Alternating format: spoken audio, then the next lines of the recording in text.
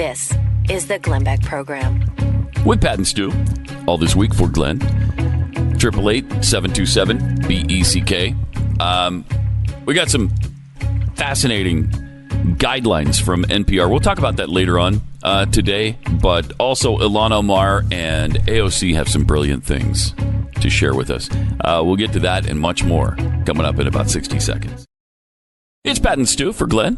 By the way, you can hear my show, Pat Gray Unleashed, weekday mornings right before Glenn and Stu. Love that show. It's incredible. I listen every day at work, and I love his mix of the 70s, 80s, 90s, and today. Do you like the all request lunch hour? I hate the all request lunch hour. You don't like that? Yeah, because it's these people who call up and they request songs that are in the 60s or tomorrow, and I want 70s, 80s, 90s, 2000s, and today. And for your convenience, we do have traffic and weather together every 10 minutes on the fours. That's good to hear. Yeah, it's good to hear. So that's great. All right, American Taliban was just released, so that's exciting news because I'm pretty sure he's totally reformed. Totally reformed. Are you? Yeah, well, no. There seems to be a little doubt. Yeah, there seems to be a little teeny bit. Now they're releasing him early, so. Really, you have to release him after 20 years because that's what he was sentenced to, right? And no matter how he feels after those 20 years, you still have to let him go. Yeah, I guess that's true. You don't really have to be reformed. If you go through your entire sentence, right? I mean, if you're... Well, like to think you would be or are. It's kind of the point of it, right? But I guess if you come out... Can they keep you in prison if you get sentenced to 20 years... And you say, you know what, I still pretty much like terrorism. I guess I won't do it, maybe, but I'm still advocating for it. And then it comes to the end of their term. Can they just, I guess they just have to let you out? I think so. Because it does not seem like he's reformed. I mean, it's only 17 years, so they could keep him in there 3 years longer. Which it feels like there are certain crimes, Pat, in which you just don't get out of prison, okay? And it's a small subset for me. I'll give you an example. John Hinckley. You go and you shoot the president of the United States over Jodie Foster. I'm never letting you out of prison. Well, and he's like visiting his parents on the weekends, and he's out, right? I mean, that I feel like there's a line there. Yeah. Another one is treason against your country. If you're going and you're fighting for an opposing force in a war, I don't know. 20 years doesn't seem appropriate to me. And the fact that he's only served 17 is kind of a big deal. And then going past that, it doesn't seem like he's reformed at all. Now, you get these stories every once in a while, and we've had people on the show in past years who used to be terrorists and seemingly had reformed and were now speaking out against terrorism. Like that, there's a few people who have actually been on the show that have kind of meet that profile. But that's not what John Walker Lind is doing here. No. I mean, it appears as if he's still kind of excited about the whole terrorist thing. What was it he said in 2015 about ISIS? 2015, he said that ISIS was doing a, quote, spectacular job after it beheaded a U.S. journalist. Now, I will say... If the job description was, please, when hired, you will need to behead a U.S. journalist, technically, I guess they were doing a spectacular job. They got that job done. Though that's not how I would describe it. No. I feel like maybe you have a little bit more hesitation in your praise. So you might think, okay, well, that was 2015. In May of 2016, Lind continued to advocate for global jihad and to write and translate violent extremist texts. He also told a TV news producer he will continue to spread violent extremism and violent extremist Islam upon his release. That doesn't seem good to me. Why are we letting this guy go early? That's bizarre. I just don't understand it. I mean, it's one of those things that, like, this is a difficult thing to figure out how to deal with a terrorist in these situations. Like we're talking about the ISIS wives, right? These women, they go over, they get married off into ISIS. God only knows what happens to them for multiple years. Then they all feel kind of bad about it. They're like, hey, like I was young, I needed the money. I just thought it would be fun. Yeah, I thought it would be fun. And like some of them, like they're like, well, I was shocked to see in person them burning these people alive in these cages, because it felt so much different than when I watched the video on YouTube of them burning them alive in these cages. And you're like, I can't give you that one. No. And so the conversation has been, do we bring the ISIS wives back to the United States and have them tried? And they want to come back. Yeah, they should stand trial for treason. And I feel like the most shows that I've heard on the conservative sort of side, or people writing about it, have said, no, like these people are it's a war, and they're on the other side of this war, and they should be treated like anybody else who's on the other side of the war, which I think is a legitimate position. However, if we have a law about treason, it's a big deal, right? I mean, this is a constitutional principle, right? Yeah. And like, it's hard to envision a more clear example of treason than going over and assisting ISIS in the middle of a war against us, right? Like, I mean, how do you get more clear than this? And yet we never use it. We've all decided, you know what, that part of our history, you know what, it's like Halloween 3 Season of the Witch, just not part of the series. We're just going to ignore that it happened. All the other ones are Michael Myers. There's this one where masks attack everybody's head on Halloween, and it was, maybe not the best movie in the world, but that's the only one we're just going to kind of just disregard. We're just going to say, no, that one didn't happen. That was not part of the series. And like this, treason? What? I don't even know what that is. Yeah. I mean, it's so when John clear. Walker Lind wasn't even charged with treason. Right. And that's the problem. If you had charged him with treason, he would not be out of prison right now. This is the type of thing that is they call for potentially execution for this. This is a death penalty situation, and should be treated as such. If you are going to go, and remember, it's not just that he went and fought with the Taliban. He also was involved in the death of the first American serviceman in the Afghanistan war. A guy, Mike Spann, who was a CIA member who was killed in a prison riot, and that prison riot was involving this guy who's about to walk free.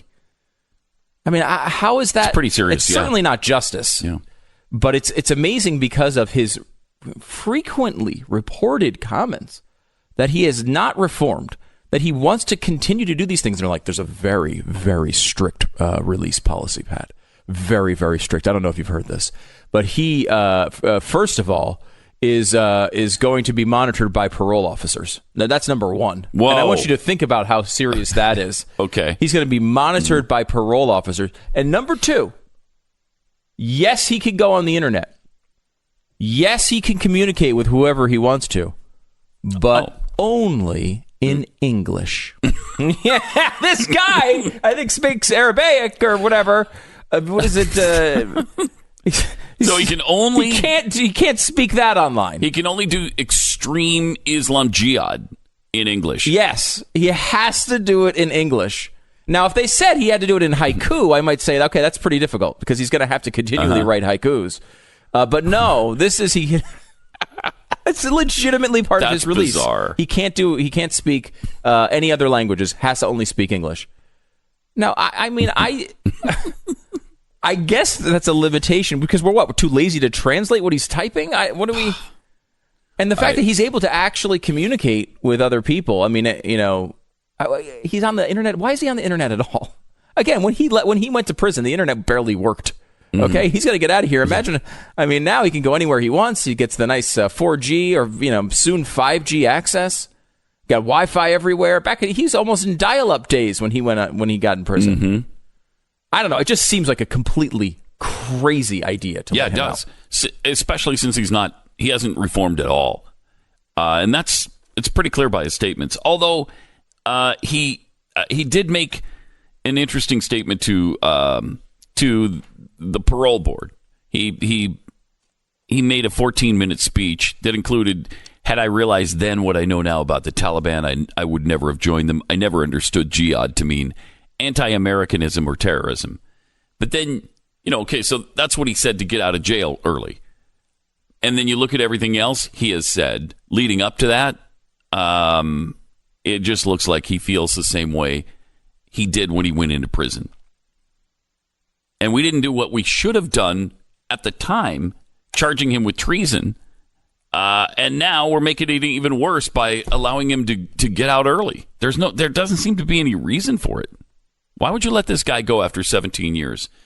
Charged as he is with pretty serious offenses like conspiracy to kill U.S. nationals. That seems like a fairly significant crime. Yeah, I think that's a big one. Yeah. So, in Foreign Policy magazine reported in 2017 that an investigation by the National Counterterrorism Center found that Lind, quote, continued to advocate for global jihad and to write and translate violent extremist texts. But the answer, though, is pretty good. They said for 3 years he's going to be watched like a hawk. Oh, wow. So, well, there you go. Look, done. 3 years... That's wonderful, because that's the time he would normally have been in prison, right? Like, so when he would have been in prison, they're going to watch him carefully, and then he's going to he's just going to be at your local Starbucks. He's going to be giving you Dunkin' Donuts as you come through, and we're supposed to be okay with that. What are you, an Islamophobe? All of a sudden, is that what you're? No, you're an Islamophobe? I am not an Islamophobe. I will say, though, if I go to Dunkin' Donuts and I order a croissant sandwich and he hands it to me and he says it in like Farsi, I'm going to report him. I'm going to report him. He's only supposed to speak in English. And I will be very upset if he says something to me in Farsi. All right. It's Pat and Stu for Glenn this week. More coming up in 60 seconds. Pat and Stu for Glenn, 888-727-BECK. We've got some wisdom from Alexandria Ocasio-Cortez, where she's really kind of the wellspring of all wisdom lately. She and Ilhan Omar have really shared a lot of it with the United States, and I appreciate it. They've done a great job so far. They have. I'll say that. In fact, informing us climate deniers, that we have only 12 years before the end of the world. Yeah, which she has said on multiple occasions. Yeah, not just once. Yeah. Now, if you were just kind of making a random comment, if you were mistakenly summarizing some in-depth piece of evidence from the UN IPCC, you may be surprised to hear that you do that multiple times, keep continually doubling down on the same claim. She said famously, millennials and people, Gen Z and all these folks that will come after us and are looking up and we're like, the world is going to end in 12 years if we don't address climate change. And your biggest issue is how we're going to pay for it. And that sort of attitude has been repeated multiple times. She then doubled down on it when saying, for everyone who wants to make a joke about that, you may laugh, but your grandkids will not. Which is interesting, because if the world is ending in 12 years, how am I having grandkids? I mean, my kids are pretty young. Fairly young. So it would be difficult for that to happen. But maybe, I guess, if you're saying someone who already has grandkids or whatever, maybe they could, in the 12-year period would happen. Ocasio-Cortez later flipped her position in early May, referring to the 12-year deadline as merely dry humor and sarcasm. Now, it's interesting because you could say Ocasio-Cortez... That was not humor. Not humor, not sarcasm. And you could say that she's just a dunce and just, screwed it up, which is a likely explanation for almost everything she says, right? She's not the brightest bulb. However, this is something that's been repeated by many of the Democratic candidates for president. I know Beto O'Rourke has been on that bandwagon multiple times, and to the point where they actually had to start fact-checking this. They had to go to the actual scientists who did the report they're talking about and say, hey, do you guys think that the world's going to end in 12 years? And they said, no, that's not what we said. And they said basically, like, we're really glad to have a chance to clear this up because, no, we are not saying that the world is going to end in 12 years. The people who wrote the report they're referring to are saying that now. That's how ridiculous this claim is. And again, they are very alarmist on the climate. It's not like these are people who are saying, everything's going to be fine. They're saying there's danger, but what they're saying, these claims are completely ridiculous. So Ocasio-Cortez later on went on to say, this is a technique of the GOP. Try to take dry humor and sarcasm literally and fact check it. Like the world ending in 12 years thing. You'd have to have the social intelligence of a sea sponge to think it's literal. Well, she's going to be very surprised to hear about a recent poll talking about Democrats and whether they believe the U.S. has about 12 years to aggressively fight climate change before the whole world ends. And there would be disastrous and irreparable damage to the country and the world 67% of Democrats have the social intelligence of a sea sponge, according to Ocasio-Cortez's own definition. 2/3 of Democrats say that, yes, 12 years is how long we have. And, of course, they've said it so many times, it's not surprising that the Democratic voters would believe it. But the idea that it was some joke or some, anything other than a typical Ocasio-Cortez moment, we now know to be ridiculous. And in her attempt to get out of it, she's called 2/3 of her own voters morons or sea sponges, which is a tad problematic, I guess. But also accurate. I feel like this is the one thing, every once in a while we can come across something where Ocasio-Cortez nails it. We can agree. Yeah. Yeah. And it's important to point that out, I think. And I think people doubt us when we say, hey, if these people we disagree with really strongly say something that we agree with, we'll give them credit. Yeah. And we're giving her credit. Right. Like she's right. She is right. They have the intelligence of a sea sponge. If you think the world is going to end in 10 years, you have the social intelligence of a sea sponge. And we agree with Ocasio-Cortez on that. I mean, finally, she's nailed something. Yeah. And we can sit here and deny just because she's from the other party, because she's from the other side of the aisle. We can say, no, Democratic voters don't have the social intelligence of a sea sponge. But she's accurately described this. Yeah. And she's right on it. Credit she's where nailed credit it. is due. And who are we, just because she has a D after her name, to say that she's wrong, that Democratic voters have more intelligence than a sea sponge? That would be wrong, Pat. We are all about bringing people together. How many times has Glenn talked about this? Oh, many. Bringing people together from both sides of the aisle. Here's Ocasio-Cortez outlining in extreme detail, with incredible accuracy, describing the intelligence of a Democratic voter. And she nails it. And what are we going to do? Come in here and say, oh, you know what? We don't like her policies. We disagree. No, we agree with her. Right.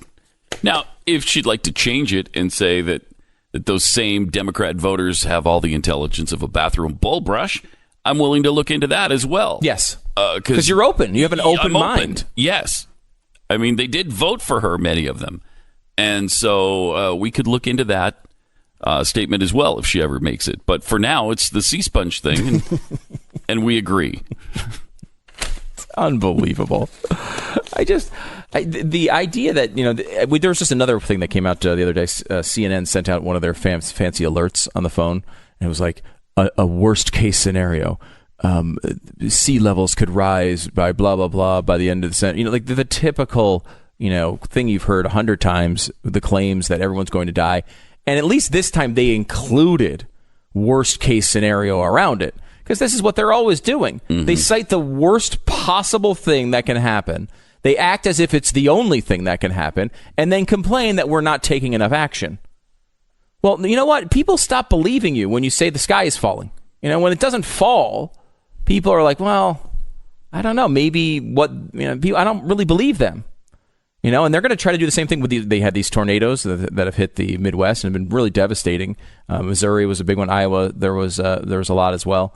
But I mean, again, when you look at the global trends and the U.S. trends for tornadoes, there is a just slight decrease over the last 100 years. But they will still watch the news tonight. You will see them blaming these tornadoes on climate change and expecting you to believe it. And I don't know. I just feel like the American people have more intelligence than a sea sponge and can probably pick up the accuracy. But we'll see. We'll see.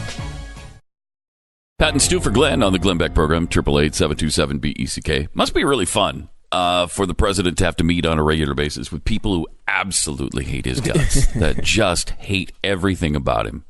And you have to sit there and attempt to get along with them. You mean Nancy and Chuck? Yeah. Because he always says that he likes Nancy and Chuck, and he kind of gets them, right? Like because they obviously hate his guts, and surely at some level he hates theirs as well. Though he tries to keep a positive face on that relationship at the very least, right? Like he does kind of say, "Well, I get them. I understand. I've dealt with people like that my whole life. I get who they are," which is certainly a demeaning way of saying it, and I think he likes that. But also, I think there is something there where he thinks they're so transactional. They're so, they're so transparent when it comes to this stuff. that they will trade. They'll do the horse trading of what they want for what the other side wants. They can be theoretical deal makers if you don't mind giving up a couple of $1 trillion. It's just a couple of trillion. It's just the $2 trillion, though. That's $2 trillion. They're not asking for a lot of money. No, just $2 trillion. 2 is a really small number. Right. That's really small. I mean, there's only one or two numbers smaller. Yeah, right. And I do like one of the smaller numbers, which is 0 trillion. That would be nice. I'm on team 0 trillion. Yeah, I am too. But I was devastated yesterday when I heard that they got into a little tiff and we're not going to get our $2 trillion of infrastructure spending. Well, let's hope that keeps up. They don't find a way to come back together on that because it's bad. Well, last time they met as friends, it went from 1 trillion to 2 trillion. Yes. So I don't want them to be friends. No. People are like, I can't believe these people can't work together. Look what happens when they work together. Only bad things. An extra $1 trillion. Mm-hmm. Now, look, we do need infrastructure spending, Pat. I was just traveling. Wait, you traveled? Yeah, I traveled. It was risky. Not by air. Yeah, by air. Oh, my gosh. You found an airport that wasn't crumbling? Well, I can't say that, unfortunately. I was at the airport, and like an action-adventure movie, I was running at full sprint as the entire airport was collapsing behind me and just missing the backs of my heels. And I did have to jump over a large chasm where to leap to the other side. A chasm was there? A chasm Did was you there. shout out across that chasm, I'm Israel? I did not. You didn't? I didn't do that. Okay. But I did survive. There was no time to shout across the chasm? You just leapt across the chasm? I did leap across the chasm, and I did turn back just at the moment to see a sad Taco Bell employee sucked into. Oh no! Yeah, no, because they lost one. They had one of those airport Taco Bells, and that thing. Now I did save a couple bean burritos, but I was unable to save the human life that went into the chasm.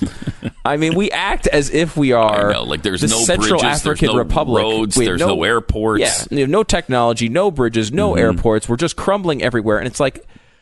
How often do we have? Is there a certain requirement for a human being in their life to have to fall for that? Like, how many times are we? And we fell for it in 2009. Yeah, and spent $787 billion, which I believe turned into like 840. Yes, or afterwards, and then up to maybe $1 billion or more, or a trillion. Excuse me. I think it was over $1 trillion eventually, and. That didn't get us a better infrastructure. We did get us some shovel-ready jobs. I saw some signs about it. Oh, yeah, lots of signs about that particular infrastructure spending. And now here we are, one president later in his first term, and we need another $2 trillion of infrastructure spending? No. That is... I'm going to say no to it. I got to say no. So I'm glad. People are like, I can't believe they can't work together. Good. The last thing we need are people like, Nancy Pelosi and Chuck Schumer to work with. When you work with people like Nancy Pelosi and Chuck Schumer, you wind up on the short end of the stick every time. Because she's still going to go out and call you Satan in front of every camera. Mm-hmm. So why meet with her at all? Right before their meeting, she's talking about this massive cover-up that he's responsible for. And there's just a part of me, and it's a small part, Pat, that has a little skepticism as to how real these events actually are. Like, does Nancy Pelosi really expect to have a pleasant meeting with Donald Trump when right before she walks into the meeting she says he's covering up impeachable events? Like, come on, she's doing this intentionally. She's goading him into a fight, right? Yes. She looks like she's weak with her people because she has not endorsed impeachment yet. So she's trying to. Now, this is her effort to appease her base and look tough. Mm-hmm. And I think honestly, there's a nice chunk of this out of the Trump administration as well, as she says these things in front of the camera. They're supposed to meet up. Then right after that, he walks into the meeting and says, look, you're not going to, tell me that I'm involved in a cover-up and then have this nice meeting with me about infrastructure spending. We're not doing both of these things at the same time. Get out. And then he walks out. Which I like, by the way. Which I like. And I want him to say that all the time, whether she says things in front of the camera or not, because I don't want to spend another $2 trillion. However, then he walks into the other side of the building, and has a press conference all ready to go with a pre-printed sign about what it's about. And somehow they were able to print it. They just predict in advance. They print signs really quickly at the White House. They've got a really good printing team. And he's like, look, we're not going to do both of these things. And, these investigations have to stop. Yeah, and there's a part of me that thinks that this is just both of them playing to their bases. Here's what President Trump had to say. More quiet than I expected. Well, it turns out I'm the most, and I think most of you would agree to this, I'm the most transparent president probably in the history of this country. We have given, on a witch hunt, on a hoax, the whole thing with Russia was a hoax as it relates to the Trump administration and myself. It was a total horrible thing that happened to our country. It hurt us in so many ways. Despite that, we're setting records with the economy, with jobs, with the most people employed today that we've ever had in the history of our country. We have the best unemployment numbers that we've had in the history of our country. In some cases, 51 years, but generally in the history of our country. Companies are moving back in. Things are going well. And I said, let's have the meeting on infrastructure. We'll get that done easily. That's one of the easy ones. And instead of walking in happily into a meeting, I walk in to look at people that had just said that I was doing a cover-up. I don't do cover-ups. He doesn't do cover-ups. Mm-hmm. So, look, done. So he doesn't want to go down this road, which is disappointing because I was on my way to work today. Mm-hmm. Oh my gosh! The collapsing bridges. Did you? I got through the. You did? Yeah, I got through the collapsing bridges. All right. However, I was driving on the highway and I noticed there's a large silver thing to my right. Realized a train that had come off the track somewhere was just speeding down the highway. That shouldn't happen. No, that's why we need these extra. It's not good for the train, and it's not good for the pavement. No, it rips up the pavement. It does. Seriously, which is already ripped up. Yeah, a lot.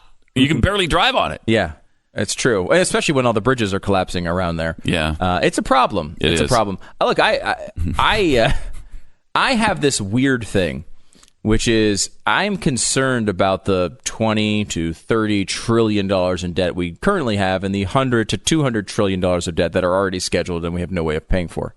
The idea that we're going to come out and spend an extra $2 trillion because afterwards, Chuck and Nancy can have a bipartisan moment. No, thank you. No, thank you. We can't even come up with a budget. We haven't come up with a budget in 10 years. There's not been a national budget since 2009. We've got these continuing resolutions that run the country and operate our government, and we can't even so much as sit down and decide what we're going to spend every year and try to spend just what we have. Mm-hmm. There's no reason to be doing $2 trillion anythings.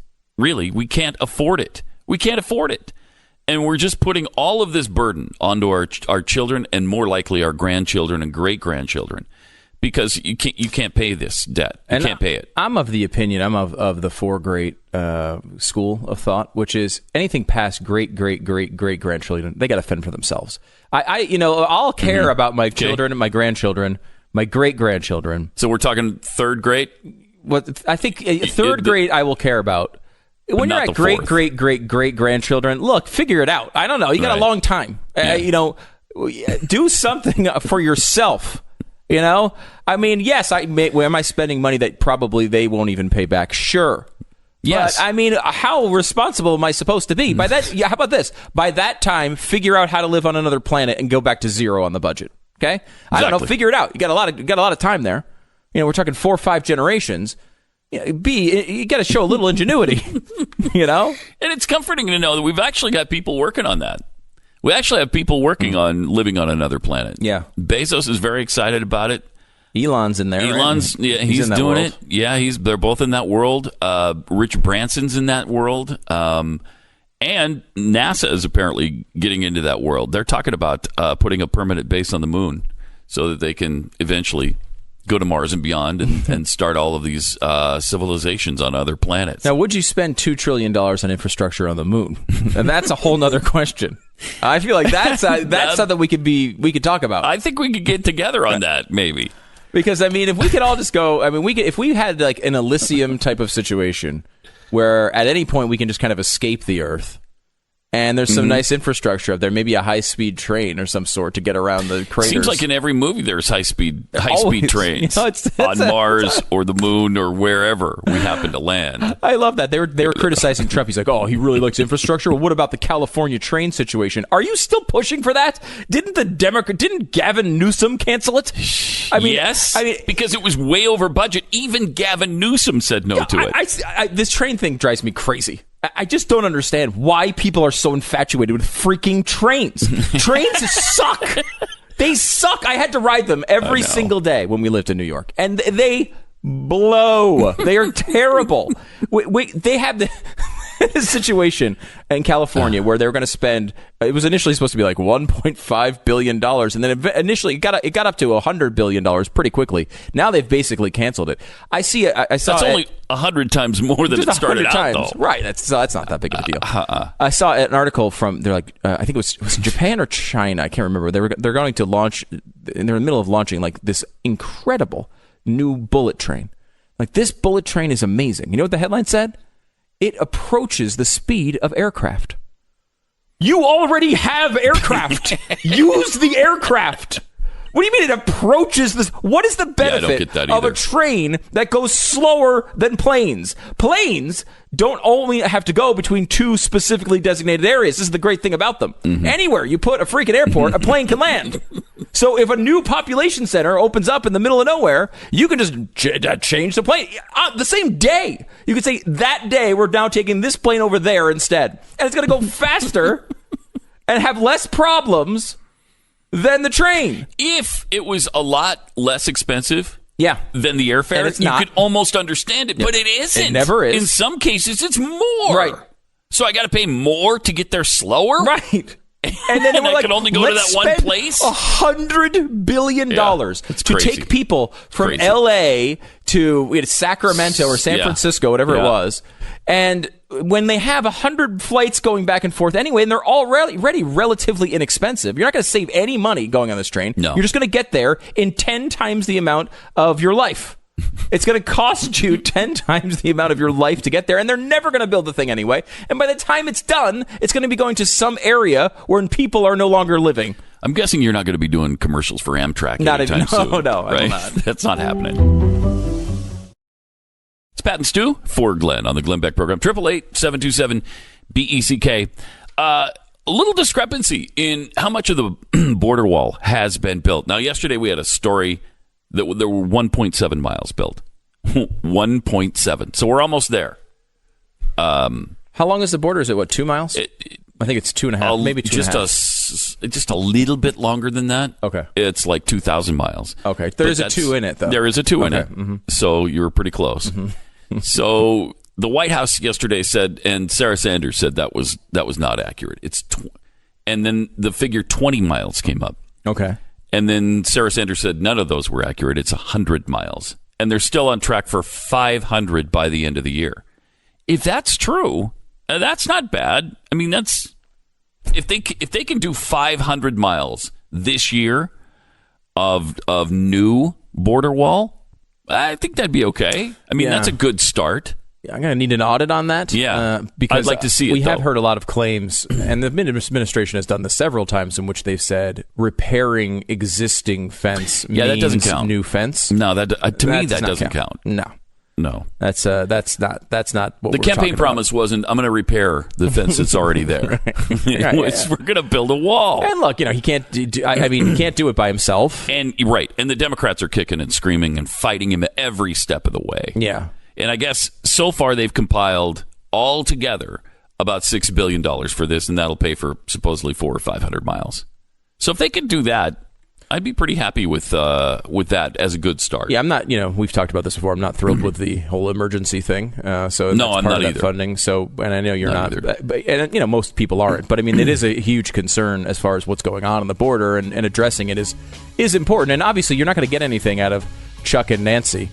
That would be an easy one, right? Like, it's infrastructure. This is a legitimate piece of our infrastructure that is crumbling. Right. Where they could go in and spend some money to protect the borders, and they don't want to do that. They don't want to do that. They just want to make our airports have Wi-Fi. And it's like, it's hard to take it seriously. Yeah. Well, what should be the priority? I don't know. Let's stop the flow of drugs and illegals. This is the Glenn Beck Program. With Pat and Stu for Glenn.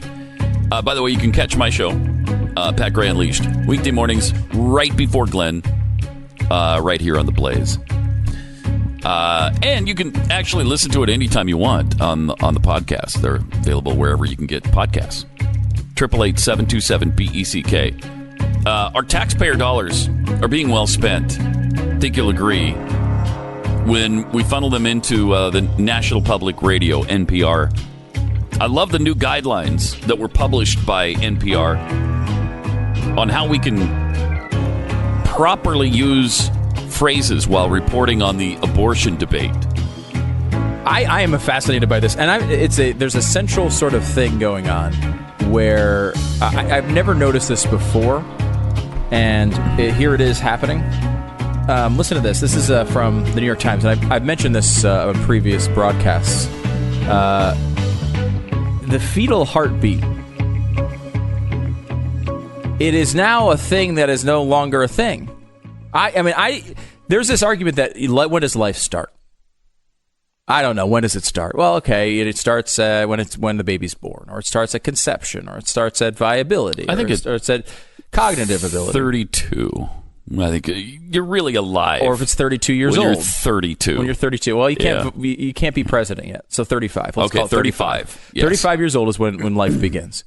And there's been this debate that goes on for a long time. And some people say it's when the heart starts beating. It's a pretty logical one, right? Yeah. We know when the heart stops beating, it's generally when we say there's no more life, right? So to say, it's not the most insane pro-choice argument to say until the heart is beating, it's not an abortion, right? It's not my position, but it's not the most extreme pro-choice argument to say that. Yeah, I think we both agree life begins at conception. Yes. However, right? If you were to say, okay, well, you know what, you got the first 6 weeks until the heartbeat comes out, certainly that would cut down our abortions dramatically. Yeah. It's what Alabama's basically trying to do. But there's an indication of life when you have a heartbeat. Well, the heartbeat, and that line has been part of the conversation for a long time. When does life begin? Now we've come to a point where the heartbeat may not actually be a heartbeat. Well, and this is fascinating. They can't give that ground, because if it's a heartbeat, clearly that's life. You've got a heart, it's beating, you're alive. And that's certainly the strategy of people who are pro-life, right? Yes. Hey, recognize there's a life thing going on. But it's here, also guys. Science. Yeah. It's also biology. It's also reality. Exactly. So listen to this, and we found this multiple times, and we've been hitting it over the past few weeks, and I had never noticed it before the past couple of weeks. The new laws that prohibit abortion as early as the 6th week of pregnancy have been called, quote, heartbeat, end quote, legislation by supporters. Now, there you could say maybe they're just referring to the name of the bill. That's why they put it in quotes. Now, I've seen in several previous articles that we've brought up on the program and on the News and Why It Matters and other shows that it's not just when they're referring to the name of the legislation. They're saying it's a reference to the fetal, quote unquote, heartbeat. And it's what else is it? What are you saying it is? The New York Times has attempted the explanation here today, and I think you're going to appreciate this. All right. It's a quote-unquote heartbeat, a reference to the flickering pulse that can be seen on ultrasound images of a developing embryo. Oh, the flickering pulse. The flickering pulse. Okay. Now, my thought was, do you think it's a strobe light? So it's what is it exactly? It's like E.T.'s heart light. Right. It could be that. Turn on your heart light. It could be one of those lights that when you're in a boat and if you put it in water, it starts flashing to get people's attention, like one of those marine strobe lights. Could be that. It could be a rave going on inside the womb. Oh. Perhaps there's a party and there are glow sticks and there's flashing lights from a club. It's not a flickering pulse. It is a heartbeat. This is not something that was, again, we're told we're the ones that are anti-science. And they're telling us a heartbeat is a flickering pulse. What the hell is a flickering pulse? It's not a flickering pulse. It is the beat of a heart as it's developing. And we've seen this now in utterly amazing form when when the abortion procedures and terminology and rights are discussed by NPR that you brought up, I am blown away reading this. Again, there are certain levels of denial we can get into, right? Mm-hmm. You can get, like, when you're watching a movie with a crazy plot, you have to go into that. You have to like take that break from reality. And you have to kind of accept, well, yeah, some people can fly. Some people can shoot lasers out of their eyes. Sometimes there are giant monsters going out of the sea. And obviously, I know Godzilla is real, but I'm saying, generally speaking, these things aren't real. And there's that suspension of disbelief that you have to have. Reading this NPR guideline, I'm almost to the Godzilla level with it. It's so unbelievable. Mm-hmm. We'll give you the details of it in 60 seconds. Pat and Stu for Glenn on the Glenn Beck program. So NPR has some new guidelines for what their hosts call certain abortion terms. Mm-hmm. Now, this is what they say. They say, one thing to keep in mind about this law and others like it. Proponents refer to it as a, quote, fetal heartbeat law. That is their term. It needs to be attributed to them if used and put in quotation marks if printed. So this is actually sort of explaining this confusion I've had. They're just, because the heartbeat is part of the name of the bill, they're acting as if it's a concept not understood by science. Mm-hmm. Like, it's a heartbeat. Well, that's what they're calling it. But I mean, they're calling it that because it's accurate, right? Yeah, they're not calling it. Is. I mean, yes, it does make a powerful point about life. It does. And it is a reason. And part of the reason they're doing it is to convince people, hey, this thing that you think you're quote unquote aborting is just life that you're ending. You know, I mean, mm-hmm. that is part of the reason they're targeting the heartbeat. But it's like it's in a way a moment of coming together. I mean, I want zero abortions, zero. Okay, I don't want it to be legal. You know, when they say, hey, what this new law you're passing is just a Trojan horse for getting rid of abortion. It's not a Trojan horse. I'm telling you, it's right there. That's part of the plan. I want that to be the future, and we'll get there. However, in a way, it's a compromise from the right. Like someone who thinks, hey, this is life and you're ending life. You probably saying that I'll give you 6 weeks isn't the ideal position, right? You want life that begins at conception. You want it to go to the end of the pregnancy. However, it's 6 weeks. But it's a really good step in the right direction. And it's a really good line. It makes sense. If you're a Democrat, you can say, okay, well, look, I mean, think about this in the way we actually talk about abortion. A woman has unprotected sex or gets pregnant in some fashion and realizes they've made a mistake, then wants to abort their baby. Well, this gives them 6 weeks to do that, and they keep saying, well, they don't even know if they're pregnant. Well, they have morning after pills for a reason. Like this is when you make a mistake like that, if something happens that I shouldn't have done that was a mistake, I can't have a baby right now, that's why they have the morning after pill. You know, we've talked about this before, in that, like, in a sensible world, the left-wing position is the morning after pill. Right, in a world now, look, I think there should be no abortion at all. But like in a sensible world with debate, it wouldn't be 9 months or right after birth you could still abort the kid. It would be, all right, look, if you made a mistake before we even know that you're pregnant, you have a chance to stop whatever's going on, and we won't even know if anything even happened. Right, we don't even know if the person was pregnant. We wouldn't even know. It's like the blind firing squad. Right, like where, there's like 25 people. The guy's got the blindfold on, and there's like 25 people with guns, and no one knows who's shooting the real bullet in the blank. Right? It's like that sort of concept. And like, I'm not saying that's a good position. I'm just saying like that would be a position that should be extreme in our society. Right? Like at least, but it's not. It's like it's the very beginning of the pro-choice argument. So you'd think that there'd be some room for something like that, but that is part of the reason they do it. They go on to abortion procedures and terminology. And, I mean, listen to this. Partial birth is not a medical term and has no exact parallel in medical terminology. Intact dilation and extraction is the closest description. Now, of course, that doesn't... Extraction. Right, extraction. Think about what extraction means, right? Wow. Now, that sounds like a doctor term, and that's why partial birth abortion exists, because what it does is it describes what's going on, and they don't like that. Also, it is not correct, and this I thought was interesting, the one point to the side of maybe the pro-life argument in their in this piece. Also, it is not correct to call these procedures rare. it is not known how often they are performed. Now, they're talking about what we would call partial birth abortion. They always say that's rare. You know, I get this from pro-choice people from time to time. They're like, well, I mean, come on. What is it, 1% of abortions, 2% of abortions are late term, and we keep talking about that. Yeah, I guess we shouldn't talk about the 7 or 8 9/11s that happen every year, because that's basically what we're talking about when we talk about like third term, late term abortions, ninth month abortions, some of these partial birth procedures, which they, sometimes are earlier than 9 months.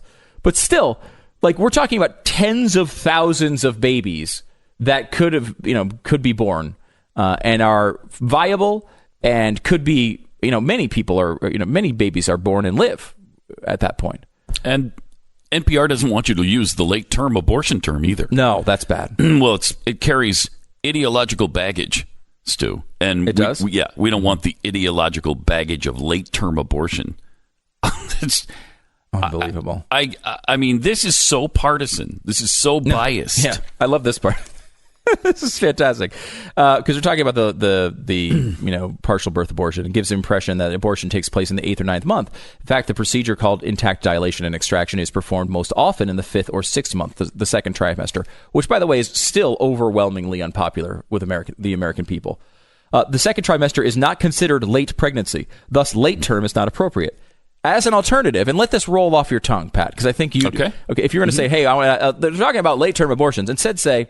As an alternative, they're talking about a certain procedure performed after the first trimester of pregnancy and subsequently the procedure, and then give the technical name. Instead of late term, they want you to use, this is a quote, call it a certain procedure performed after the first trimester of pregnancy. Why can't you say what trimester it's only after the first one? And subsequently, then say the actual name of the procedure. They also will not use the term abortion clinics. They say medical or health clinics that perform abortions. I mean, if that's not spin, I don't know what is. Because no one's disagreeing with the medical or health part of it. No one's saying, oh, we are against sonograms. There's no one saying that.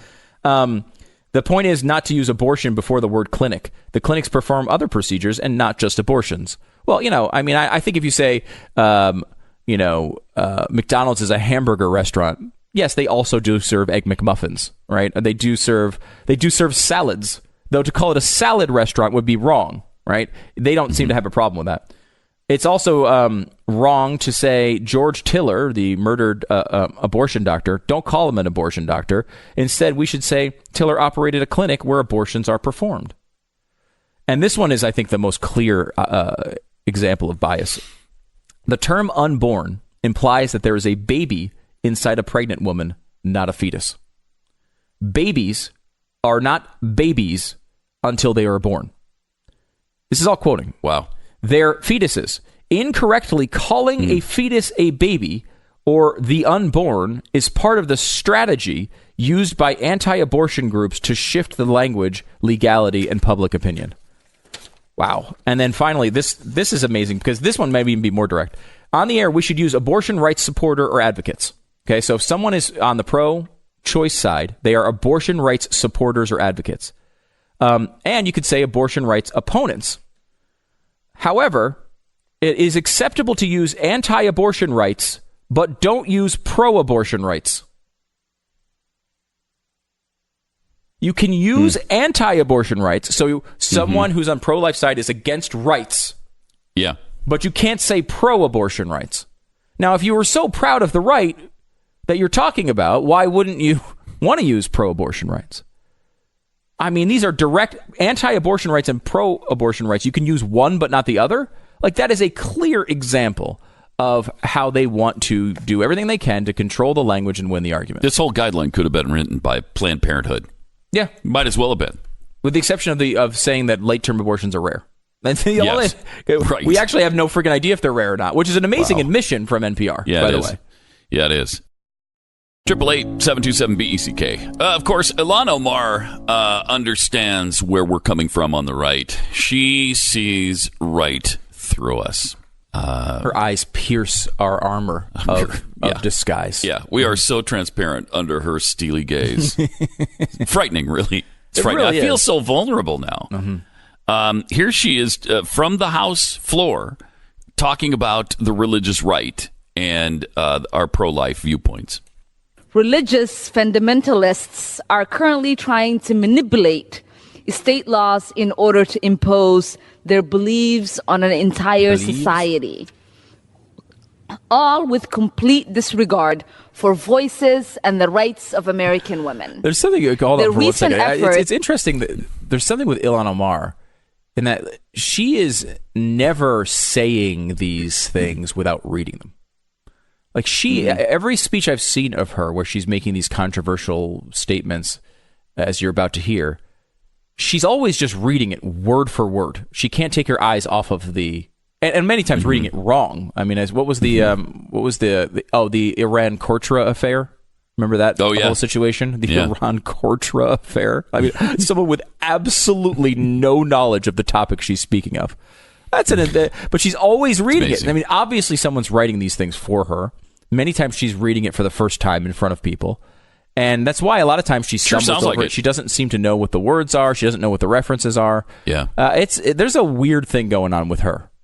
In particular, not Alexandria Ocasio-Cortez speaking off the top of her head a lot, and that's what leads to her, continuous mistakes. Omar is always reading things, not just notes, word for word, staring at the paper the entire time this is going on, to give you the mental picture here. All right, go ahead. The recent efforts, like those in Alabama, in Georgia, are only the latest in a long history of efforts to criminalize women for simply existing. Women. Now, to punish us when we don't conform to their attempts to control us. This is asinine. But because it's happening here with the support of the ultra-conservative religious right, we call it religious freedom. What? It's simply unthinkable. Let's just be honest. Okay, be honest. For the religious right, this isn't simply about their care or concern for life. How many syllables are it simply? If they cared about 17 or were concerned about children, then they would be concerned about the children that are being detained and those that are dying in camps across our border. This is okay. Let's stop for a second. Across our border. This is an interesting point. Now, Pat, I remember when in 2014, I believe it was, Barack Obama, president of the United States, you took a little trip to the border. Do you remember what you did there? Was it to build new camps? No, it wasn't. It was out of concern for the kids that were at the border, and we brought them Christmas presents. Yeah. And when you build a wall and you increase border security, what is your intent with something? I mean, guys, I know it's racism, but other than racism, what is your intent? Would it be to stop people from entering a place in which they could be detained by law? Yes, that seems pretty logical. Yeah. It seems like if you were to build a wall and secure the border, you would have no problems at all with children coming across the border and dying. There'd be a lot less of them. Yeah. There'd be hopefully none. Obviously, nothing can be perfect, but there'd be as few as possible. Yes. So, do you care about children? I actually do. Yes. I kind of do. Yeah, I do. Yeah. And we that's pretty central to the entire thing on both issues, by the way. Yes. I mean, how the compassionate part of the border has become, let them all come over here and run through the deserts with no water. Asinine. Is an asinine. It is the exact reverse of what is real, and it's like saying babies aren't babies. And encouraging it is bringing more people across the border who die in the deserts of Arizona, Texas, and New Mexico. It's just, that's not the compassionate thing to do. Pat and Stu on the Glenn Beck program. Glenn's back on Tuesday because we're heading into a 3-day weekend here with Memorial Day, which is really nice. And because you've had a brutal 3-day week here, Stu. And 3-day week last week, too. And last week. So it's been... Now, next week, you're doing a full 4-day week. Yeah, which I'm not happy about. You shouldn't be. Yeah. I don't know how you do it. I really don't know how you do it. It's basically sacrifice for the American people. I put the American people above myself. And you give. It's just something that I do. Yeah. People, am I a hero? Yes. But... So you would say yes? I would say yes if asked. I was not asked okay. If I was a hero, but I would say yes if asked. I'm just trying to be clear for the American people. And of course, when you're here and for of course, 4 days, you're a Canadian sports celebrity as well as a hero. So that's a lot. That's a lot. That's me. That's me. It is you. Are you? I think most people are now familiar with the Babylon Bee, right? Have you and Glenn talked about it much? Yeah. They've done some really funny articles. Kind of like I want to say almost like a conservative Onion in a way. That's a really good description of it. Okay. And like the other day, they did this thing about a gay man who went to Chick-fil-A, took one bite of the sandwich, and instantly became straight. Oh, no. Yeah. And then he went to Burger King, and it changed him back. But really funny stuff and really well written. Yeah, they do a good job. Yeah. And I will say, too, I feel like when they first burst out of the scene, I remember thinking, some of them were okay, but it was a lot of hit or miss stuff. Lately, it's been the last couple of years, honestly, they have been pretty on all over it. Yeah. And impressive. They have a great one out about the abortion thing going on today. It's titled Pregnancy Kills, Abortions Save Lives. Pregnancy is a life-threatening condition. Oh, wow. Women die from being pregnant. We have known that for thousands of years. Pregnancy is dangerous. Abortion can be life-saving. Alabama's new law claims that it does not prohibit abortion if there is a reasonable medical judgment that the pregnancy poses a serious health risk to the woman.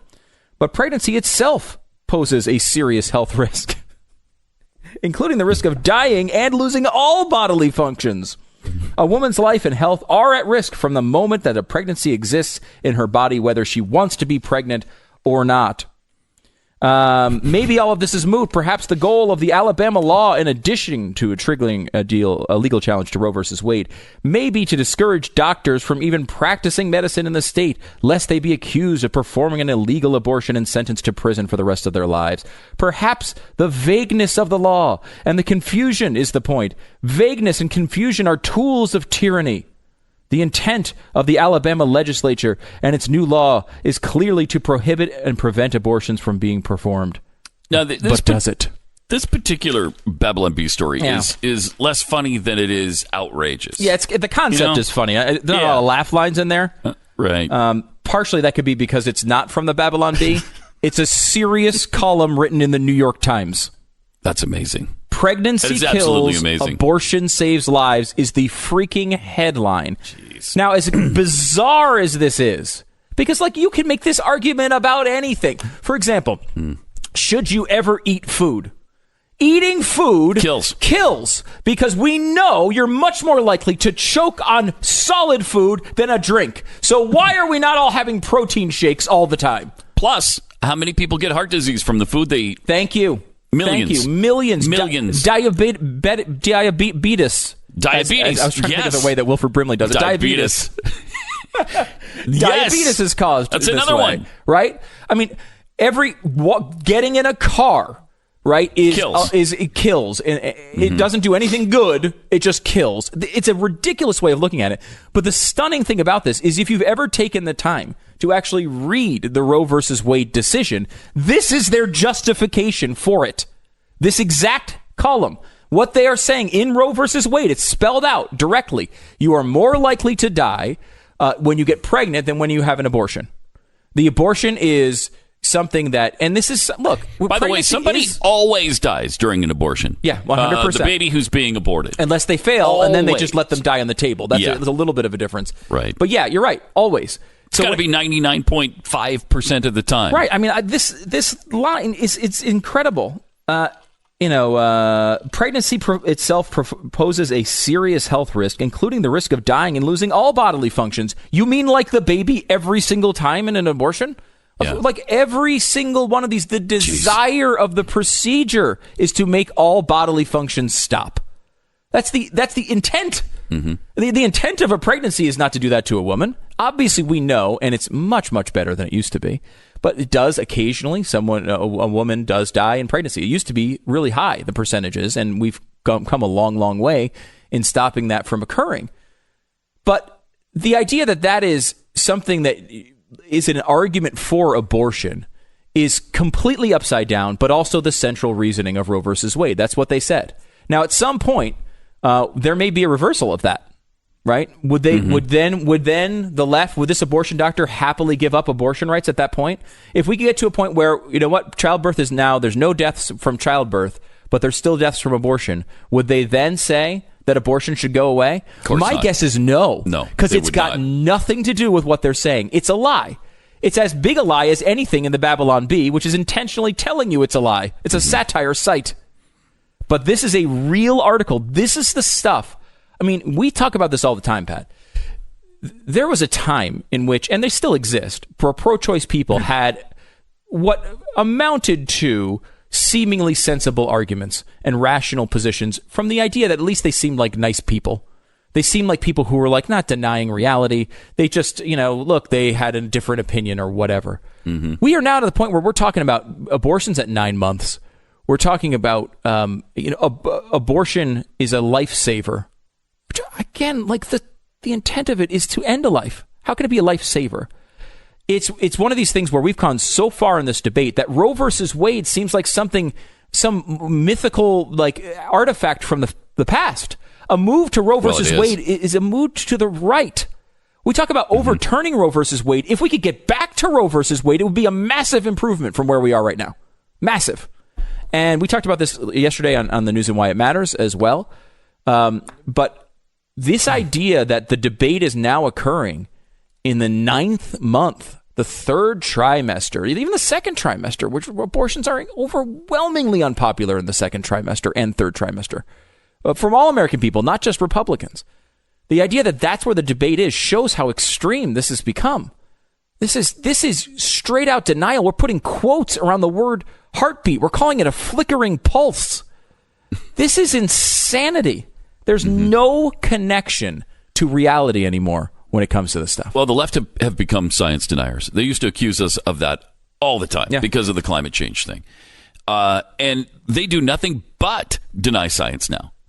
In the abortion debate, they deny science. In the gender debate, they deny science. They're just not about science anymore. They've just thrown that flush shot completely down the toilet now. Yeah. I mean, Glenn's last book, Addicted to Outrage, had a big part about it, about postmodernism. And a lot of it feels like, look, it's some dumb thing that some college professor, is teaching some 20-year-old who comes out and thinks they're really smart. Right, like it stinks of that, but it's so central to what's going on now. It is. Words that mean things no longer mean things. The heartbeat is there's not a disagreement about what a heartbeat is. Yet now we have to put quotes around it. We have to, I don't know, is it a flickering pulse or is it a heartbeat? Is it a baby or is it a fetus? Like a fetus is just a stage a baby is in. That's it. That's what it is. It's not, it doesn't turn into broccoli. It doesn't turn into a radish. It doesn't turn into a Volkswagen. It is, we all know it's just a stage of life is what a fetus is. It's what an embryo is. It's what a baby is. It's what a human is. It's what an adult is. It's what a child is. It's what a teenager is. It's what all these things are. They're stages of a life. And the idea that now we have, they're like, I would love to know. The NPR guide says don't use a baby. A baby isn't a baby until it's born. How many times has NPR referred to a baby bump? How many times has NPR, she's having a baby? How do we know? If it's just a fetus, how do we know she's having a baby? We don't know. You're speculating there. Who knows what it turns out to be? Could be a glow stick. It could be a rutabaga. Some kind of pulsating light. In there. It could be, there's a new sequel coming out to Men in Black. It could be those Men in Black things going off. The flashes that make everybody lose their memory. Maybe that's just constantly happening on a beat all the time inside the womb. Because there is a flickering pulse going on. We used to understand what that was. I know when we went through, and really my wife did most of the work here, but childbirth twice. I remember the expert who worked at the place where the baby doctors work telling us, hey, there's the heartbeat. Can you hear the heartbeat? They've never called it a flickering pulse. Can you hear the flickering pulse? Not ever has a doctor said, see that flickering pulse? Yeah, that's your fetus. It is. That's your fetus. They don't say that either. They say that's your baby. And it's not, that's a doctor saying that. That's not just a right-wing, extremist. This is what doctors know. Just a crazy We all argument know now. this. We all know It's this. just crazy. And it's just, I can't get over the fact that instead of trying to justify these ridiculous positions, they just act as if they're correct. Well, it's just a flickering pulse. What are you talking about? Of course it's a flickering pulse. It's science. What do you mean it's science? It's not a flickering pulse. It is a heartbeat. We all know it's a heartbeat. And the reason you won't admit it's a heartbeat is because you have a different agenda. You want to protect abortion at all costs. It is an absolute religious tenet at this point. You can't. It is. Abortion is a religion. It is to the left, and it's a dark one, man. Yeah, that is a dark freaking. That is like the guys in the Temple of Doom. They're down in a cave somewhere ripping hearts out of people. That's the kind of religion it is. You mean flickering pulses? Ripping flickering pulses out of people? Pat and Stu for Glenn. 888-727-BECK. Coming up in about 15 minutes or so, we're going to be talking to Mark Levin about his new book, Unfreedom of the Press, which is a #1 New York Times bestseller. No surprise there, of course. Even beat Howard Stern's book. Oh, did it really? Yeah. Wow. Yeah. Jeez, that's amazing. That's huge. Yeah, he's going to be coming on. Obviously, he's a host on Blaze TV as well. If you have not subscribed and you like Mark Levin and you like Pat and Glenn and the whole crew here, subscribe. BlazeTV.com/Glenn. If you use the promo code Glenn, they save you $10. It's definitely worth your time. Let's go to Robert in California. Hey, Robert. You're on the Glenn Beck program. Hey, morning, gentlemen. How you doing? Doing good. You really concerned, or are you just making small talk? Kind of both. Your last segment wanted me to go down a couple of rabbit holes, but I'll try to get straight to the point. Okay. If you're legally dead when your brain activity stops and they can pull the plug, why can't you defeat any arguments based on religion or anything else and say you're legally alive when the brain activity starts?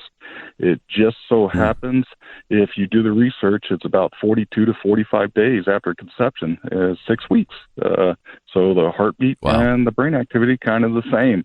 So it takes the emotions out of it. It actually solves some problems, and some politicians might be out of a job because you're actually solving issues. And this goes back, it's an interesting point, Robert, and this goes back to what we were talking about how far the debate has moved.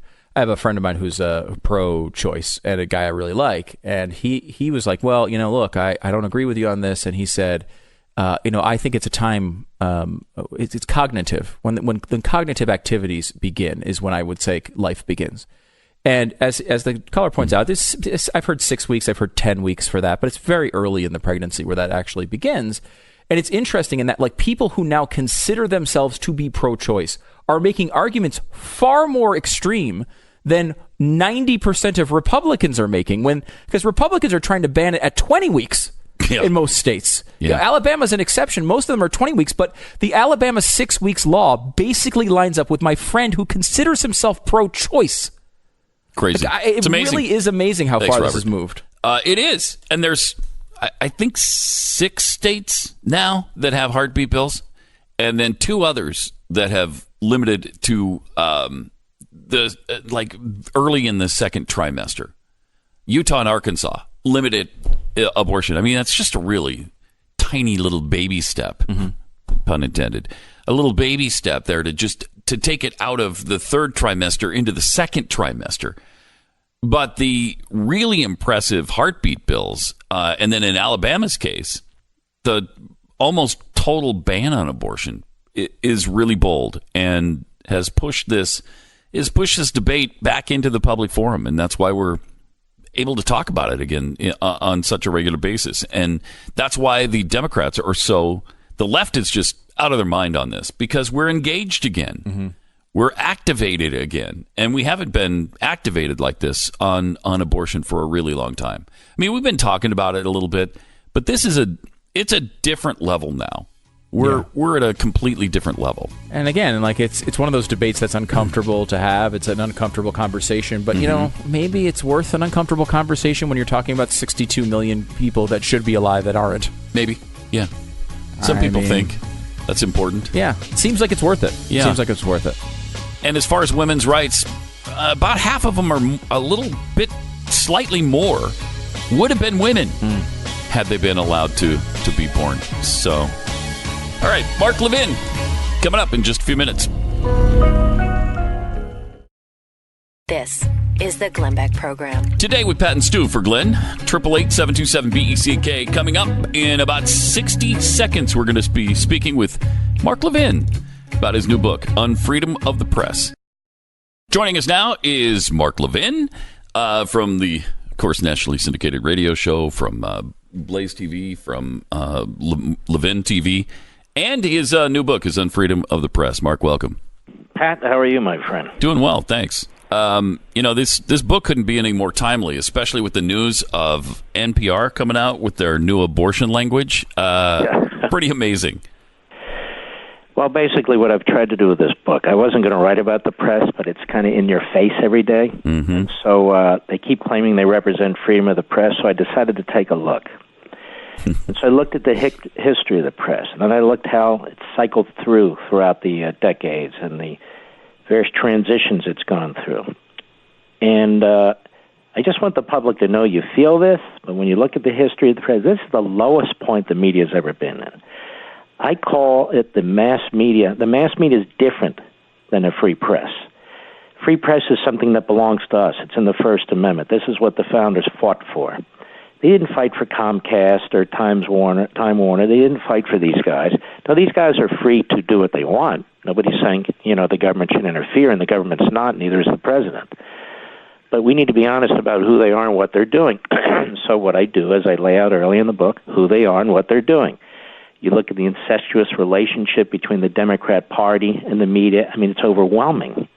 People who've moved between the party and administrations into the media and back and forth, family members. You look at where they live. The vast majority live in and around Washington, D.C. and New York. These are hard blue communities. They socialize with each other. They party with each other. There's almost no diversity in newsrooms in terms of a thinking process. There's no independent thought in these newsrooms. And you can see it.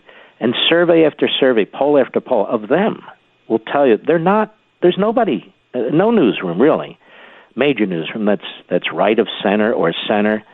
They're all pretty much the same. That's why we put these montages together, I'm sure you guys too, where they're all saying the same thing, every news platform.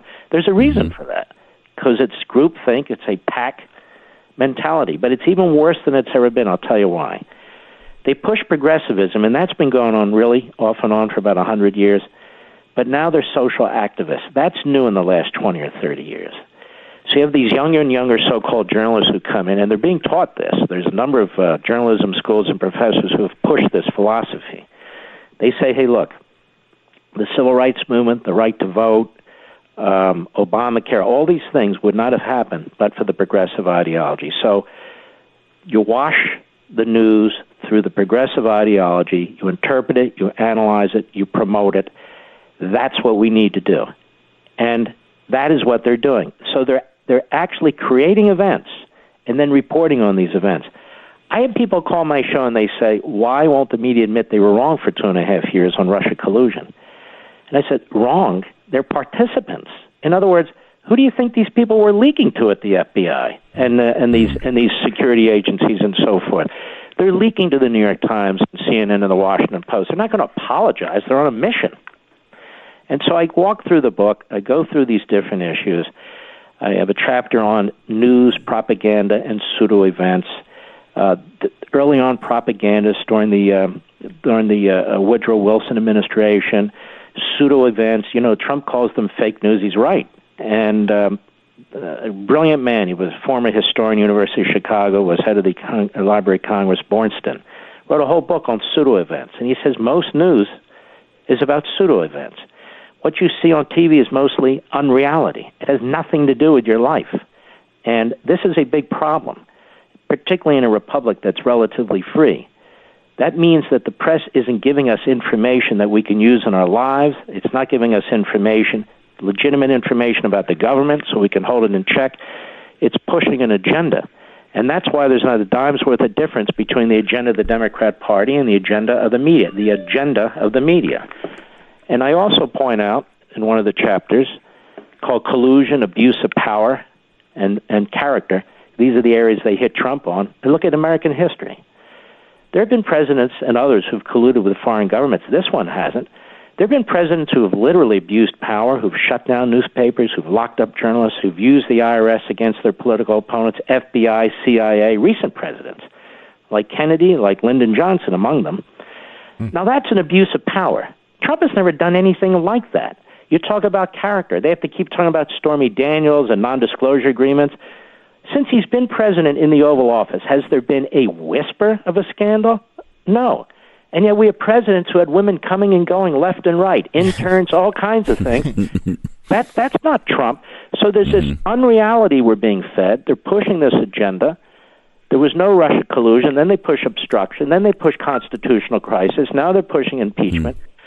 I just feel like Thomas Paine. I think back to that period. Glenn does this a lot, too. We had the early pamphleteers and the colonists, and they spoke to each other, and they informed each other. We need to do that. We need to do a hell of a lot more of that. So I view this book, Unfreedom of the Press, really as a modern-day pamphlet, and I want people, I hope, to read it, to pass it along, to discuss it. But here's the good news in a sick kind of way. A lot of these companies are going out of business. CNN has no ratings.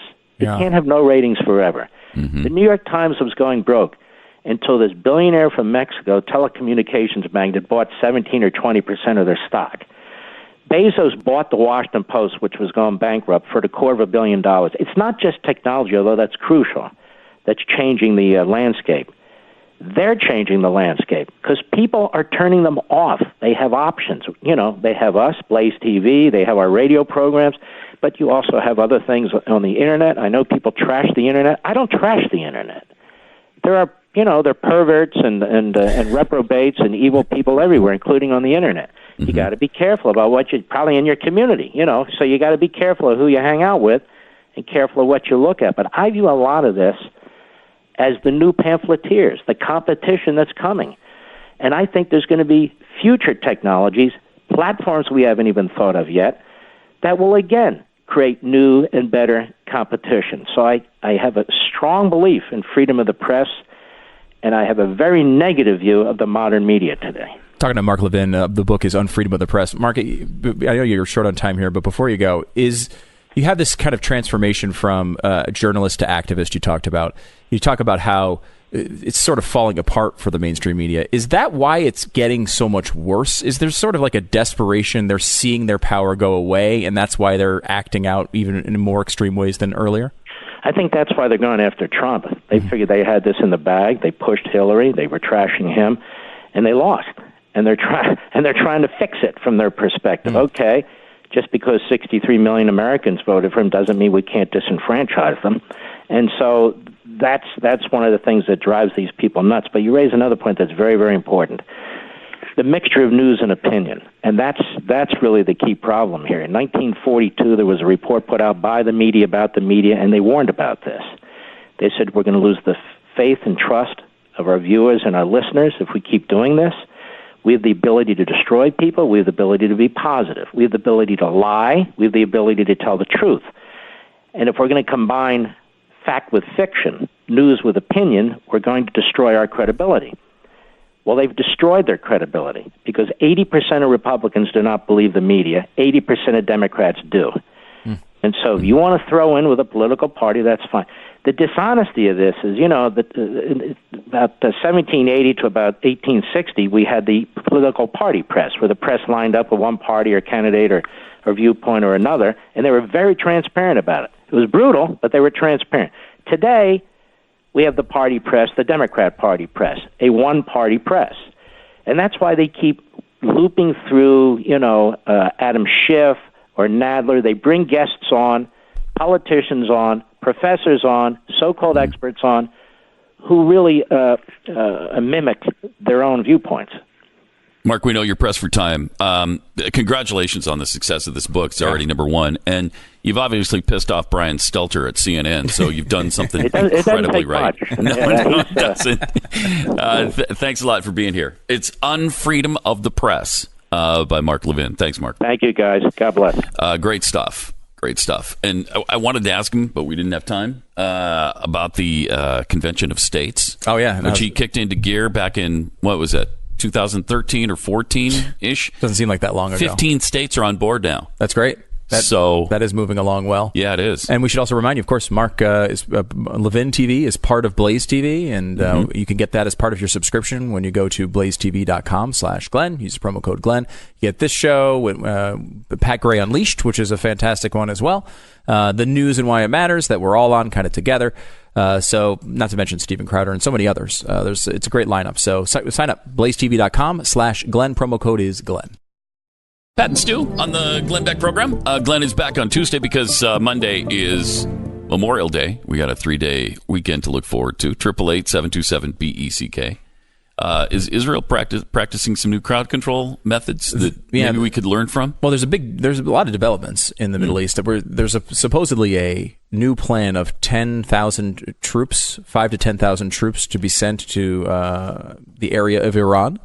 And that's they're talking about it. The reporting is strange on it because they're treating it like it's a real story, but then they're saying it's going to be proposed today, which kind of signals to me it's not, probably. It's not decided yet? Yeah, exactly. Although we're certainly stepping up our game with Iran as of late. And, that, I don't think anyone wants to go to war with Iran. I don't. mean, Trump especially. I mean, he was a guy who ran really as probably the most anti-international involvement Republican that at least I can remember. I mean, it goes back it was my lifetime for sure, I would think. Which I like, by the way. I'm kind of tired of being the police of the world. It sucks. Getting involved, especially in Middle Eastern nation building, regime change and nation building. It doesn't work out. They don't have the same mindset and mentality and love for freedom that we do. They've got a different sort of system over there, and they like their system. And when you replace the leaders that they have, usually you replace them with somebody worse. So it just doesn't work out that well. Trump kind of comes at this from a different perspective, but it's consistent with the libertarian argument on war, which is basically we as governments suck at everything, and war is included in that. That's the libertarian analysis, basically. The same thing that happens, I think, to, I don't always agree with libertarians on, matters of law and order, sort of policing, but it's the same sort of argument. We are not good at doing things through the government. International war is something we try to do through the government. We don't do it the right way. We don't use the right process. And when we get in there, we screw it up and it's not even, we act sometimes as if these things are like easy things that we're messing up because we're incompetent. Well, they're hard to do. Well, we just had, was it a senator that said we're 2 strikes and it's over in a war with Iran? No, come on. That's just ridiculous. Nonsense. I mean, look, that's not going to be an easy one. And I don't want to go near it, honestly. No. That's going to be, you would think, much more difficult than Afghanistan or Iraq. I mean, they're a much more developed society militarily. A lot more people. It's dangerous. And war isn't fought the way it was in World War II anymore. No. It's just not. And we wouldn't fight it that way. If we fought it that way, maybe you could get a good resolution in a quicker resolution at the very least. In a reasonable amount of time. We all know it would be a terrible resolution, right? Yeah. We're talking about probably hundreds of thousands of people, many of them innocent Iranians who don't support the regime at all. I mean, it's not very popular there. There's just no way. There's no way to make this work, and that's kind of, I think where both of us have landed over the years. It's like I supported the Iraq War back in the day. I certainly believed there was weapons of mass destruction there, and we know how that story all played out. But I, over the years, have come not necessarily because of that war teaching me some lesson. It's really more about understanding the capabilities of human beings, and especially when they gather in government. Human beings are capable of many amazing things, and obviously our troops do incredible things when they are put into war. But managing that war is an exercise in central planning. Yeah. And we know as conservatives that exercises in central planning don't work out that well that often. Now, there's another big sort of flare-up in the Middle East as well, this one in Israel, where ultra-Orthodox Jews have been protesting all over Israel. And many Israelis are complaining that they're causing disruptions to commerce. They're stopping traffic. They're doing all sorts of things. Do we know what they're upset about? Yeah. Let's see. Let's see if I can. I read this earlier. No. The actual protests. I don't know if it's in this article or not. It might have been another one.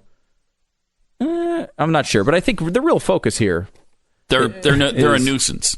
Well, yes, at least people protests. there say that they're a nuisance. Yeah, they're like, yeah, look, we're trying to drive home and we can't. There was a situation many years ago, and this happens all over the place, but when people will protest about their job situation or the environment or whatever, and they'll walk out into the middle of a busy road and stop traffic.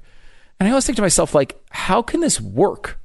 Right? Like, if you're trying to win people over, like, you're just ruining their day and make it so they can't get home that's not to effective. dinner for their families. Like, I've told the story about the janitor strike in Houston when I was there. Yeah. And SEIU came down from Chicago, and they would have trucks filled with, in the back, they were filled with garbage, and they'd go through an intersection, like a main intersection, and then somebody would push all the garbage out into the middle of the intersection. Just to hold up traffic. Right, to that's say, not a good like, way to get me on the side of the janitors. No. That's not helping. No, because what the point is, like, this is what would happen if you didn't have janitors. Right. Wait, they drive trucks through the I don't understand. And then dump garbage in the middle of the street. Well, that doesn't make any sense. That doesn't help me be sympathetic to your cause. That pisses me off. Yeah. So this one, I guess they were this one in Israel, they were protesting the Eurovision Song Contest. Now, these are very, very the Eurovision song. Yeah, that was held in Israel, which isn't, by the way, in Europe. But it can be seen, so vision applies. So that's there. Oh, okay, that's where it came in. There you go. Yes. So they went in there. They went to a protest. They're starting.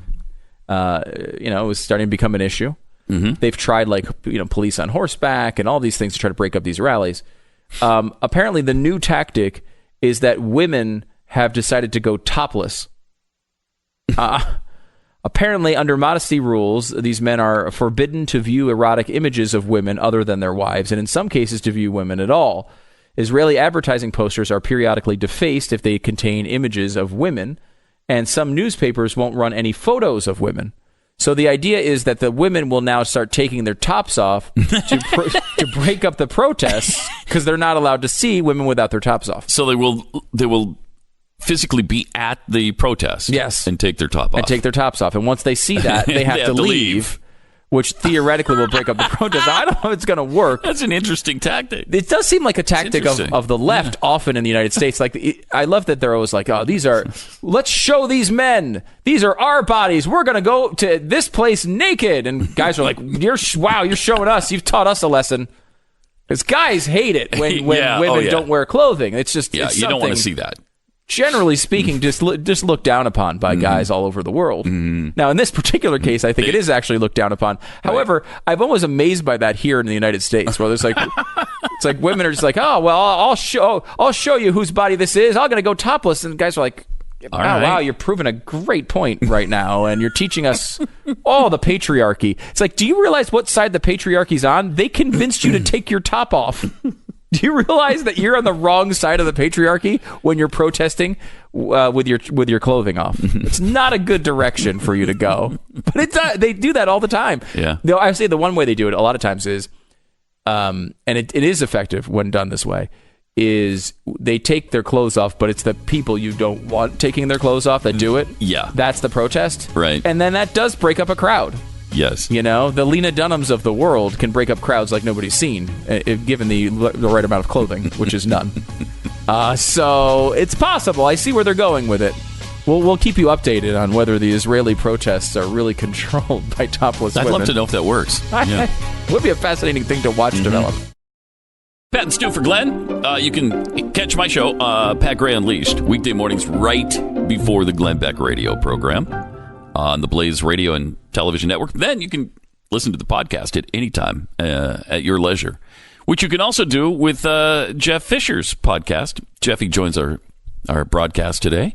What is your dumb podcast I know you have called? a difficult time remembering. Chewing the Fat. Even though it was my name to begin with, because that's the segment that you use on our show. It is. On my show. And I stole it. And you stole it. I mean, thank you. I appreciate it. Chewing the Fat with Jeffy. And press any charges. I appreciate it. And where is that podcast available? You can get it on any platform that podcasts are available. Wherever free podcasts are sold. You can get it wherever free podcasts are sold. That's an amazing thing about Chewing the Fat. That is amazing. It's amazing. Congratulations are in order, though, for Ellen DeGeneres. I know you were wondering if she was going to continue on her talk show. really wasn't concerned. I know I heard you moaning about it the other day, but she is. She signed a new deal, 3 more years. Oh, phew. I mean, so she's going to be back on. Ellen is 61 now. Wow. I mean, she doesn't look it. No, she does not. She looks great. 3 more Really years though of it. Ellen. I mean, the Ellen brand is worth about $500 million now, something like that. So she's doing okay. Yeah, she's doing all right. You know, she's really likable. I think she had a problem there in the late 90s when she was kind of preaching to people on her show when she came out as gay, which everybody knew. It was like the least big surprise ever on network television. Whoa. Well, she admitted it. But the deal was that she admitted it live on TV. But then it got kind of preachy, and I think people didn't really like that. And now she's not preachy at all about it, and she's just fun. And so I think people, it kind of shows you that we're not homophobic. We just don't want to be beaten over the head with stuff, right? Yes. I mean, I don't beat people over the head with my heterosexuality. Oh, it just oozes from you, though. Does it? Does it ooze? Yes, it does. Oh, my gosh.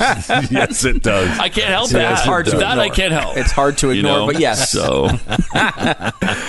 Good news for you, too, Stu, and maybe even you, Pat. I mean, I know how much you guys enjoy Taco Bell. Oh, yeah, I do. I love Taco Bell. They are opening a luxury resort in Palm Springs, California. I would totally go to Bell that. Taco Bell said the reservations are going to open in June. Opens up August 9th. Weird. It's going to have the gift shop, exclusive apparel based on the restaurant, salon, nail art, hairstyling services, all inspired by Taco Bell. Will there be Taco Bell food there Yes. at least? Okay, good. Yes, it's going to then unparalleled experience. I don't want Count me anything in. else that they're talking about there. I don't want my hairdo to reflect Taco Bell, but I would. You don't want the Taco Bell nails, like No. the bell on your nails or anything? I would say this could be a potential investigation for the Blaze. Maybe I, as a reporter, should go there That's a good for a idea. week or two. I mean, we should just broadcast live from the opening. I would totally do that. Taco Bell Resort. I mean, we've got the cruise through history coming up. Maybe we can get Taco Bell involved in that. Come sailaway.com. We just get Taco Bell right on board there. Then we're really going to up the. I know we're hearing attendance. about gourmet Italian food. Right. Just give me Taco Bell. I love it. I mean, they kept saying like Trump had these big dinners for all the teams that would win, and then that one time when the government was shut down, he brought in fast food. Yeah. I'm sorry, that was that's great. exactly And they what loved you it. would want. Yes. Clemson loved it. Yes. They loved it. And Yes. now he's been doing it. He's done it several times since, and I think that should just be the new Yes, thing. absolutely. American fast food companies. And of course, as with everything else, he got hammered in the press by it. And then you heard the Clemson players say, "No, that was great. That was awesome." Well, it's one of those things too. If he had given them gourmet food, there would be a would've report in the complained about Washington that. Post: $427,000 spent on food. And they would have gone the other way. It's whatever way. Trump is the way they have to go. We were talking about this in the no break. kidding. I actually kind of want Donald Trump to come out and make a major policy address in which he says climate change is a serious issue and I'm pro-choice. Because would just you to love see to what see the media does. They'd flip. Oh my! They would all flip. They'd have to. They would say, "Look, we have to be clear. First of all, it's not just women's bodies; fathers have rights too." And this idea that climate change is this pending disaster is totally overblown. That'd be great. It would be see him so flip on entertaining. climate change and abortion, and watch what the media does. Oh my gosh, that would be such and a what treat. the Democrats do. Oh, They would start be passing wonderful. policies. They'd be like, "There's a heartbeat. Of course, they can't be allowed after a heartbeat begins. 6 weeks is plenty of time." Like, that is, they would all that'd be completely great. flip. I mean, we've seen this on several issues. Because because obviously Trump has somewhat of a different policy portfolio as maybe the average Republican and certain issues in particular. And you see this happening constantly. People that supported one side of the argument for decades in the media and now the trade one is really interesting. You watch, CNN was the mouthpiece of the unions on trade for 30 years. Saying we absolutely need tariffs and trade restrictions are killing American jobs, because you'd have all these union representatives come on and say all of these things. Yeah. And now because Trump is on that side of things, they sound like, Milton Friedman. They're basically Stephen Moore and Larry Kudlow on trade all of a sudden. It's incredible to see how that changes. It should be embarrassing, but it's not. It's not. They have no embarrassment in them. Their embarrassment gene has been removed. Yeah. At some level, you just lock yourself into, I'm in a battle against this other side. So whatever they say, I'm on the other side of. And that is like, as a human being, I can't bring myself to go there. I just don't. I don't have any interest in that. That's strange. Speaking of fast food, or a little good fast food, Chick-fil-A. I wanted to thank the governor, Greg Abbott, from the great state of Texas. Oh, this is really cool. He tweeted out the other day about the new bill that I believe is on his desk. And he tweeted out on his Twitter account, "So what are the odds I'll sign the Chick-fil-A bill? I'll let you know after dinner."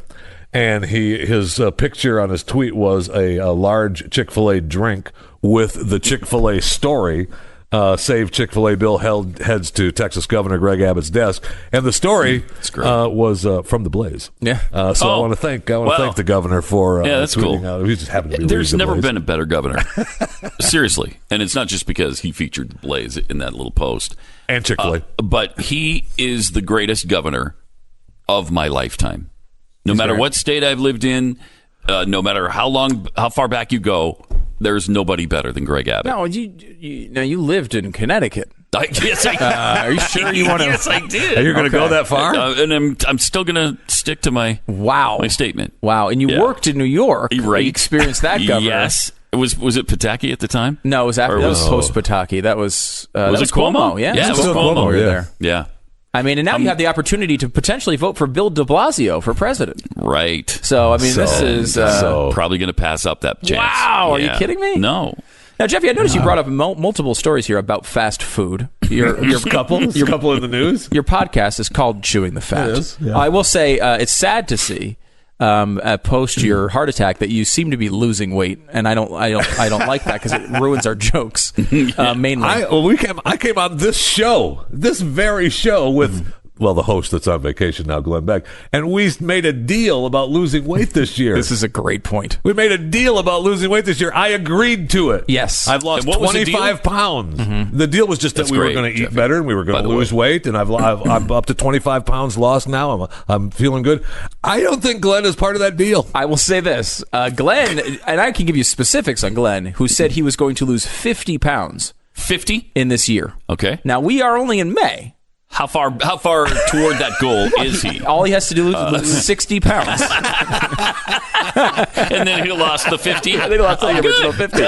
I said that I kind of confronted him on this the other day. I was like, Glenn, you made this big deal to lose 50 pounds this year. Like, how's that? Have you abandoned it? He's like, no, I haven't abandoned it at all. No, I'm still in. Okay. So, now look, he's still got 7 months. No, you can still do it. Mm-hmm. Maybe that's going to happen. He's on vacation this week. Usually we don't eat so well. That's when you start working out and feeling good about yourself as on vacation. So when he comes back, he'll just have to lose 75 pounds. And that's not bad. But you're actually going in the right direction, which is nice. You did remind me, though, of Chick-fil-A, which did a promotion a couple years ago in which... This is so classic. They were giving away free sandwiches if you showed up in a cow outfit. If you dressed up as like a cow. They do that once a year. They do once a year. And so we decided to send Jeffy to Chick-fil-A. However, did not dress him up. Just kept him like he is, because there's a cow. There's a sort of a look-alike situation already happening. Right. You don't need to dress him up. All we had him do when he walked into the store was say moo. See if he got a free sandwich. And bless their hearts. He did. And they did. I want to thank Chick-fil-A for that. I think. I'm not sure that I want to thank them for it, but they did. It's easy to look at this as a negative, and you might look back at that as a bad memory, but then I see your eyes light up when you talk about the sandwich. I got free food. I got free food. All I had to do was go in and pretend I was a cow. I'm in. Not the biggest stretch, really. No, but I was pretending as well. That's what we were saying. What we were saying, you just go in as a cow, is that you're overweight. Thank you. No, I still am that. And health-wise, are you okay? No problem. Piece of cake. You just went in for a checkup not too long ago. Yeah, they have a checkup. And he said you're doing good. I'm fine. You've quit the smoking? I have. That's amazing. Isn't that great? 100%. In fact, that's the one thing they told you even more than anything about food. Yeah, right? they weren't concerned about the diet at all. So we'll get to that. Smoking was number one. Yeah, and you've actually accomplished it, which is like incredible. Well, I mean, that's tough, man. It's been a tough 5 months. Is it still, or is it? Have you forgotten about it? No, every so often, man. If I go out, walk outside the building and somebody will be out there smoking, and I just want to tackle them and take the cigarette. Have you considered using heavier drugs? Like maybe offsetting it? Okay. All right. But that doesn't help because that just makes me want to smoke more. See? So it works in the opposite direction. It's complicated. I know it is. And you cover issues just like this on Chewing the Fat. Thank you very much. Every day with Jeff Fisher. Go to wherever free podcasts are sold. That's right. And just search for Chewing the Fat, and you'll find Jeffy's face on a steak, which is the symbol of the show, legitimately. It's the most perfect symbol of a show ever invented in the history of broadcast. I don't know why. It just seems appropriate. 888-727-BECK. You gotta love the hypocrisy. Spread thick, as usual, by Democrats. Kamala Harris. How hard has she been fighting for the gender gap, the pay gap among genders to end? And it's her policy that when she's elected president, it will end. Finally. I don't know how are you going to control the salaries that people give to their employees? First of all, we've talked about the gender pay gap a million times. And so is the Washington Post, as a matter of fact, which is not conservative, but they've debunked it as well. Yeah, it's not a real thing. It's not a thing. I know it feels like it's a real thing to a lot of people. In fact, it's one that was so pervasive that I remember when I first started looking at it, I thought it was real. Yeah, I did too. This is maybe 10 or 15 years ago. There's a book called Why Men Earn More that came out in the mid-2000s that really goes through the details. It's written by a guy who was... set out to prove that it was real. Accurate. Yeah, he was a guy who was the president of the New York chapter of the National Organization of Women, which is kind of interesting that a guy would be. Yeah. But he was his theory was, if women can be paid for the same work a lot less, I'll open up a business and hire women for and I'll save a lot of less, money. But I'll save a ton of money, and I'll be able to beat everybody. Well, then he realized when he had women all working for him that they had different priorities and different decision-making processes. It wasn't always work first. It was sometimes family first, which, again, we'd all praise as a decision, and it's smart. But it was not the easiest way for him to run a business, and the business did not work. And he wound up going through this and going through all the research and realizing that what we see as a wage gap is almost completely disintegrates when you actually hold it up to any sort of light. But when you have somebody preaching it, that there should be equality in pay, and there will be equality in pay when I'm elected, it kind of blows your mind when you find out that in her Senate office and in her campaign, she's paying men more than women for the same job. Unbelievable. I mean, it's not a gigantic disparity, but it's 6%. So men make 6% more in her Senate office, and they make 6% more in her campaign.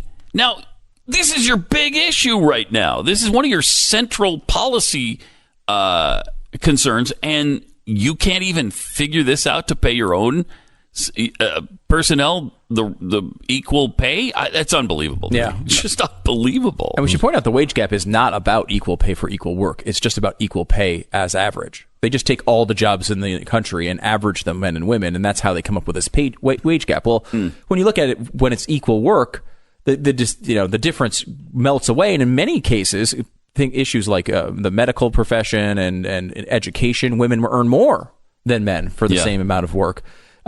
It's just, again, sometimes women are better at things and sometimes guys are better at things. That's not a surprise to any human being who's ever dealt with either one of the two genders, which are part of the larger family of 943 genders. Well, if I decide after I have a baby to leave employment, I should continue to make as much money as I was making when I was still there, right? That'd be sweet. I mean, in perpetuity.